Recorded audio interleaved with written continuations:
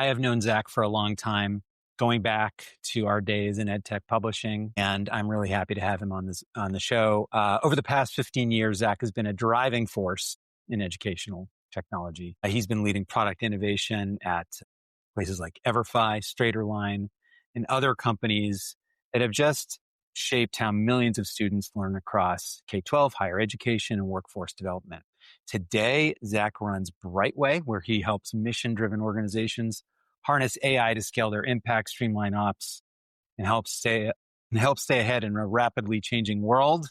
Welcome to the Learning Experience Operations Show, Zach. Thanks, Jason. So happy to be on the show. So glad you're here. Okay, so before we even hear about what you do, I'm really curious about what got you going. What ignited your interest to do the work, to be in education to begin with? Yeah. It really goes back, I think, to my childhood. My grandfather was a counselor in the Philadelphia schools, and I would hear stories about that growing up. I had a lot of other family members in education. And when I was leaving college and thinking about what I wanted to do, I kind of knew that education was a space that I wanted to be in. Didn't know what I wanted to do within it or how I wanted to really, make my mark there. But I started in a program, City Year, which is an AmeriCorps program at the time. And we did tutoring and mentoring and volunteering within schools. And I was in a school in North Philadelphia where I had the privilege of really seeing firsthand just how technology at that point was starting to really make an impact in the classroom, in instruction and in pedagogy. I was in a special education classroom, seventh grade class. And it was one of the few classrooms actually that had access to technology, had access to computers, which is a whole different story. This is a, low, moderate income school in a low, moderate income community. Since then, obviously more and more schools have gotten access to technology. But at the time, I was in one of the pioneering classrooms, which was an incredible experience because I saw firsthand at that point just how well-designed programs, how well-designed curriculum, how well-designed instruction could really up-level students that came in really struggling. And I got to see just how technology could be used in pairing with great teaching to really individualize learning. So that kind of, got me really interested in pursuing just this intersection of technology and education. You grew up as a tinkerer and as someone that really loved kind of experimenting and, being a first adopter of the new tools and seeing what I could do with them. And combine that with my love for education, that brought me to the Harvard School of Education, where I focused in technology, innovation, education, got really kind of the hands-on, how do you actually build? Also, how do you design and think about the actual science behind teaching and learning? So great program, catapulted me to where you and I met at 6 Yard Marbles, where I was, jack of all trades, did a lot of everything, not nearly as well as you did anything, but I was project managing and doing learning design and operations from soup to nuts. Just got my hands on a lot of different projects and was able to see, a lot of different manifestations of curriculum design as we worked with all these big publishers. And then from there, I joined a small startup after that, where I was, had the ability to help build a formative assessment tool. This was in 2010 or so when mobile technology was first kind of coming onto the scene in classrooms. And we had a quick polling formative assessment tool, so-called Socrative, which was able to, be used and scaled into some 60,000 classrooms across the country. And from there, and just a long story, I realized, but it gets me to where I am here. So from Socrative, I joined Everfi, and there I really was able to, had the privilege of working on these programs that taught students about the critical skills that you just don't get covered in many classrooms: social emotional learning, financial literacy, digital wellness. Very timely topics at the time and still are. And, I was able to really see just how when a program is well designed and when you really focus on the areas that students just don't get in their day to day, you can really spark excitement and interest that isn't, it's just usually untapped. And so, that was where I spent most of my career, most of my journey, really kind of working on partnerships that brought these critical topics and critical skills to schools across the country. And yeah, from there, I was then the chief product officer at Straight-Align, where I helped to really overhaul the way that they brought higher education content to students that needed affordable alternative pathways to higher education. So, the arc of my career has really been in education and technology in that intersection, and really in the kind of finding the force multiplying connections between these two things that then brought me to starting Brightway. Most recently, I've really been interested in AI, as everyone is, and see that as another one of those, nexus points that I saw back when I started out in education and in the classroom, when, new software was coming on the scene and when mobile technology was coming on the scene. And now I see AI as the next kind of, next lever to really bring education to a much more personalized, individualized, and hopefully impactful place. And I know you're really choosing your work now. So why is it you are doing what you're doing now? Maybe you can talk a little bit about, would love to hear about your company, would love to hear about who you're working with, what you're doing, but why? Why are you doing this? What feels important about it right now? Yeah. So I think everyone at this point more or less recognizes that AI is both here to stay and there's a lot of potential for what it can do, both good and bad. Where I think companies and people are still struggling is just how to do that. Like, how do you use AI effectively? How do you use it to really make better products, how do you use AI to make better products? How do you use AI to get more out of your company, your team, your learners?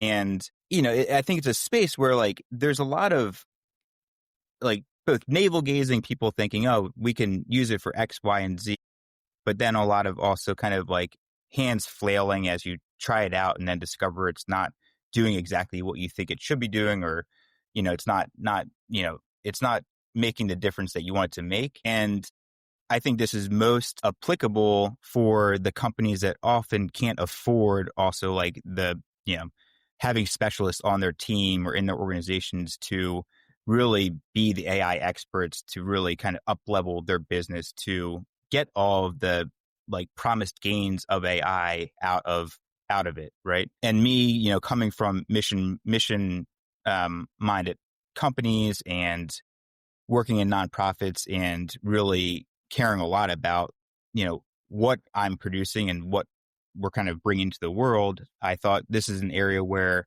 I could add some fuel to companies that really need it, right? That are struggling with how to really implement AI in a way that's going to be meaningful and helpful and effective for them. So, yeah, I mean, what really brought me to this place, I think, is just the recognition that AI is here to stay. A lot of companies want to use it and want to, realize the gains that have been promised by it, but don't have the know-how or the expertise to do that. And I don't want them to be like victims to the competitive wins, because everyone is going to be leveraging AI to move faster, to sell more, to do more. The companies that are going to struggle here are also the ones that need more than any other to know how to implement AI effectively. And I imagine you're probably talking to lots of different organizations. Are there themes? I mean, if you could just identify the top one or two things that you have heard from the organizations you work with about the kinds of things that they feel that they need and can't do themselves, really need help with, what are those things? I think the interesting thing with AI is ChatGPT came out, everyone started using it, and it was kind of a consumer product before anything else. And because of that, people saw this like magic box in a way, right? Like enter in a prompt and you get a whole essay coming out of it. And you automatically, I think, go to, okay, I can use this in my business for X, Y, and Z thing.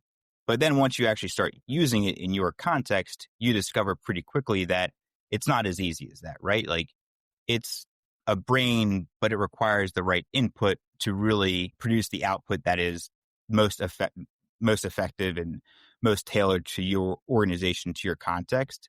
So what I see a lot of companies still struggling with is, how do we make this really tailored to my company? How do we make this tailored to my context without giving away all of our data for training the models? So I think like the biggest thing is just tailoring the models that exist, that everyone's using, to your company's context and the knowledge base within your organization. And then secondarily, I think it's a matter of not replacing people at all. Like I don't, most companies I talk to and people I talk to, they don't want to replace their team. They don't want to replace their workers, but they certainly want the leverage of AI. They want to, harvest the gains that an individual is making across their entire team and across their entire company. So I think those are the two main themes that come up again and again. Like one, how do I make this tailored to my organization? And two, how do I get the leverage for my team from it?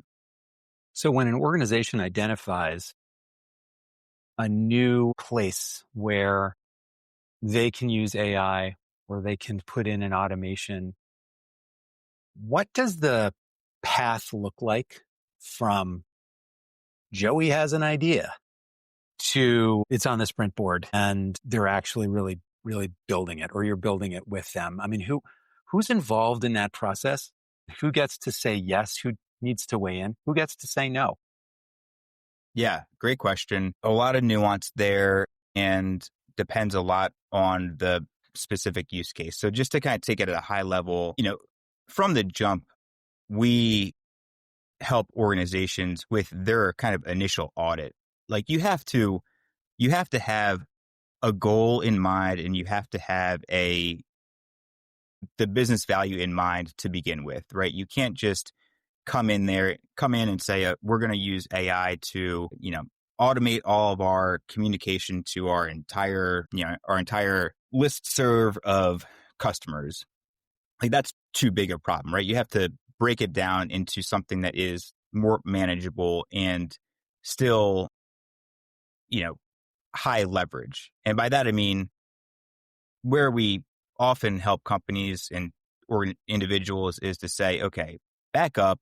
Let's first define where you think the business value is for AI. And from there, let's break this down a little bit more to the component parts of that thing. One of the kind of core principles of Brightway is, start simple, scale fast. And by that, we mean find the most narrow use case that you really can quickly establish a win and quickly start to see the benefits of AI in in one part of the maybe massive workflow. And then from there, kind of scale to other parts until you take over the whole system. And you have a really well integrated system that combines humans with AI, both serving their purpose. The people to involve, the stakeholders are up and down the chain. I think the other misconception or the maybe one of the reasons why you see headlines about AI pilots failing and, all this wasted time and money in AI that's not realizing results is because in a lot of cases, I think organizations are still approaching this in a really siloed way. And they're just taking, they're conducting these pilots or these experiments in really kind of narrow pockets of the organization without involving all the other people and all the other stakeholders. So the change management piece is critical in this, right? You have to involve your executive team. They have to be aligned to the business value that you are targeting. They have to be the ones that agree to, yes, this being a really important thing that we're going to leverage AI for. You have to obviously involve the management team because they're the one that are going to ultimately be communicating and helping drive the adoption of the tools and of the processes that you're changing.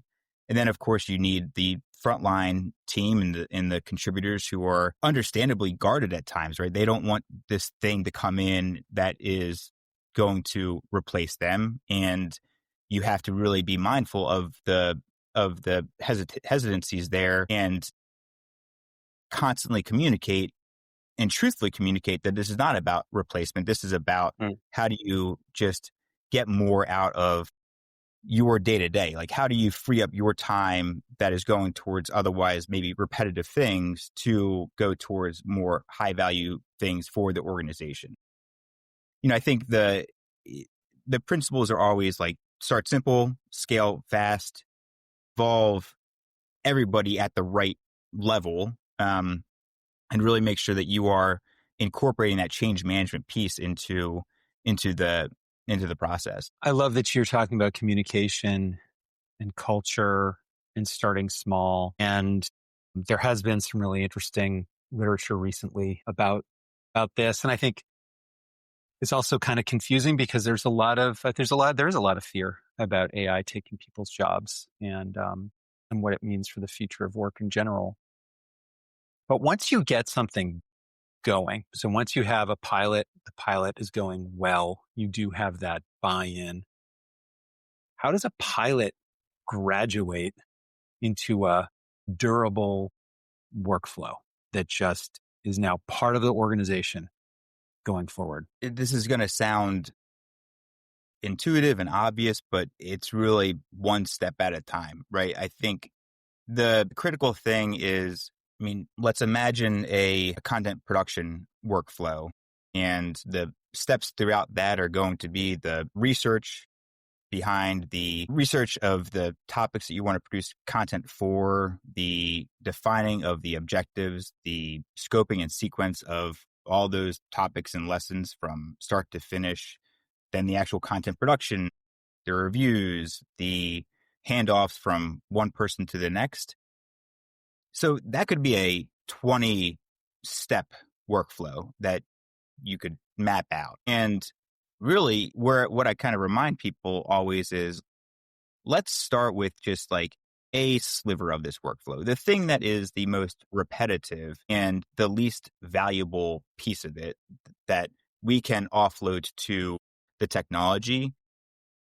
And once you have that in place, like let's not just set it and forget it. Let's actually benchmark what things look like before and what things look like after. And let's continue to incorporate our technology and integrate the AI at this step until we feel we're at a place that it is fully on, right? We're only using AI for this thing that we said we would only use AI for.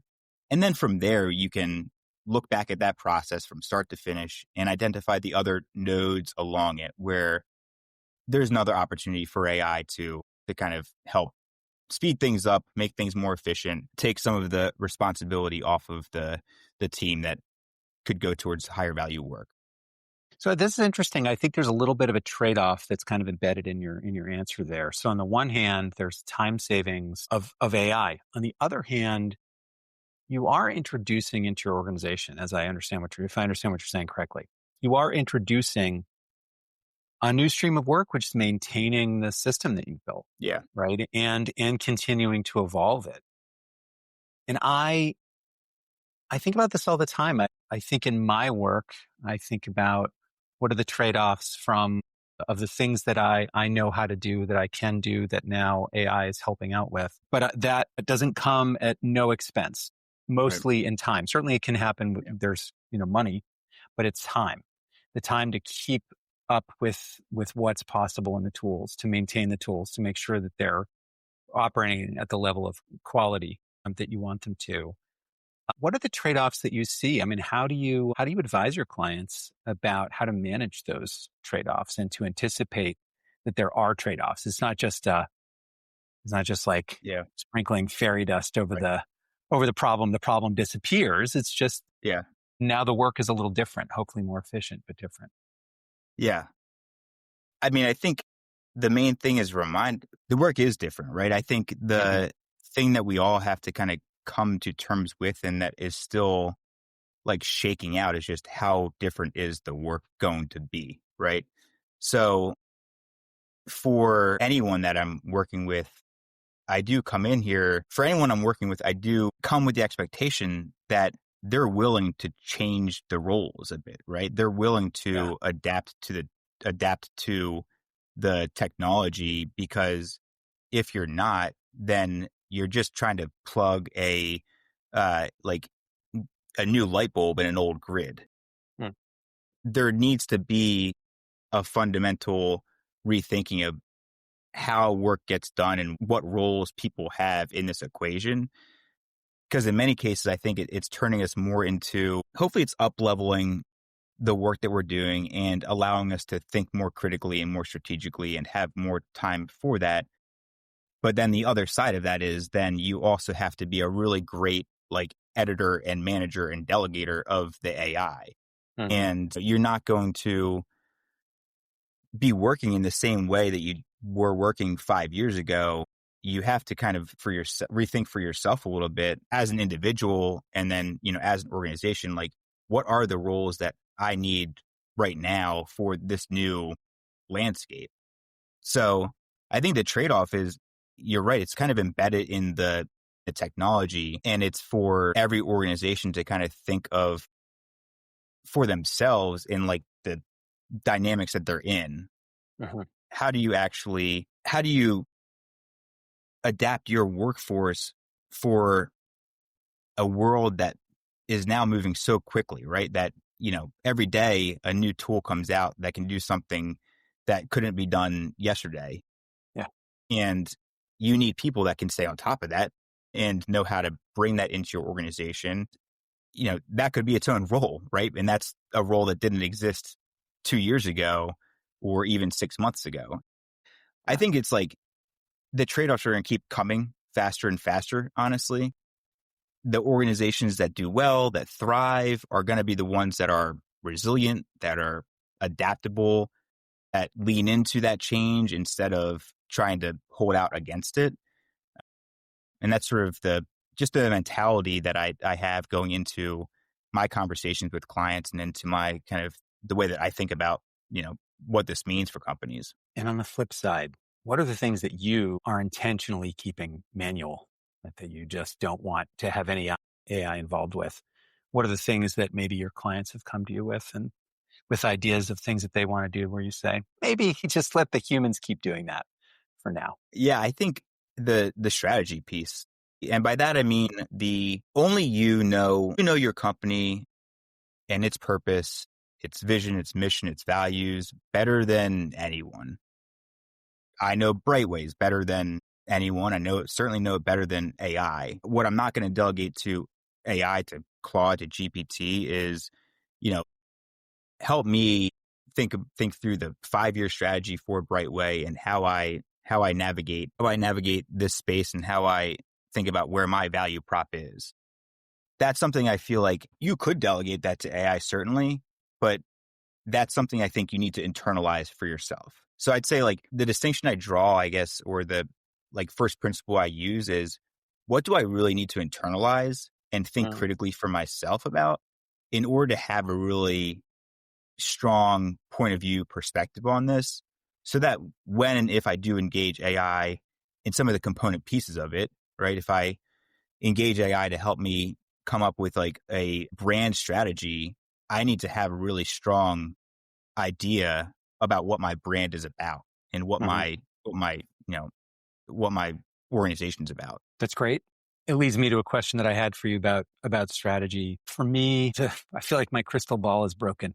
I have a really hard time thinking about what my job will be like in 3 years. It just feels like may as well be 100 years, right? It feels so far away. But when you think about AI strategy or product strategy for a client organization, somebody that you work with, what's something that many or most organizations should be building now, should be thinking about right now to avoid really being left behind in 2 to 3 years? Yeah. Trying to think of how to frame this, but here's something I struggle with right now that I'm thinking about, like, how do I do this better, which could give some perspective into what I think is going to be important for companies. And that is just how do you stay on top of everything, Mm, right? At the end of the day, there's only like three big players in AI. There's OpenAI, Google, Meta, maybe a little bit of X, give or take, Anthropic. Everything is built on top of those models. hmm But there's 30 plus thousand tools that have been built on top of those models in the Yeah. past 2.5 years, right? Yeah. And they all do different things, the same things. Some do, you have like 100 tools that create video, and some are better than the others, and some are cheaper than the others. And, there's so many considerations that go into, like, how do you assess which thing is right for your organization, and how do you just stay on top of all the developments in this? So, like, I think about, like, how do I form an AI advisory? Like, just a Mm. person that can just be, like, watching for the new developments and assessing, like, scoring things, like, objectively as possible, saying, here's the things that are important and the signal, and here's everything else that's the noise. Because I think a lot of people and companies are going to, like, struggle with going down rabbit holes, like trying to use a tool that at the end of the day doesn't bear out its promises. So I think in the old model where you have just like a few big SaaS companies that do everything, you're now going to have thousands of companies that do very specific things. And how do you stitch that all together? That's a surprising answer to me, and I love it. Yeah. I thought that you were going to say there is some fundamental process or some fundamental thing that every organization should look at and start to put something in place now. But I love that you turn to instead to talk about building in additional human capacity, right? To help kind of stay ahead as much as we can, to stay ahead of this tsunami of tools that it just runs over us. I mean, that's kind of how it feels to me.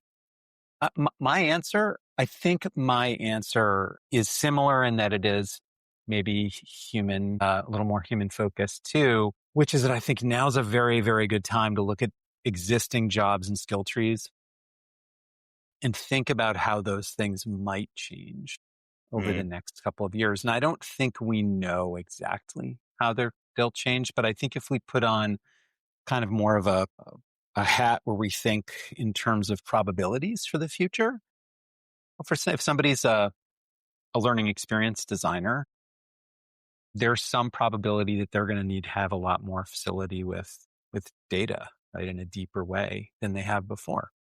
That they're going to need to be able to understand really deeply some of these things about prompting that makes a model behave a certain way, this or that. I've had experiences where I've built big, complicated prompts, and it just they keep doing weird things, and then I'll go back and I'll just find the two words in there that was confusing it, right? And I think just developing that skill, it's like debugging, but with language.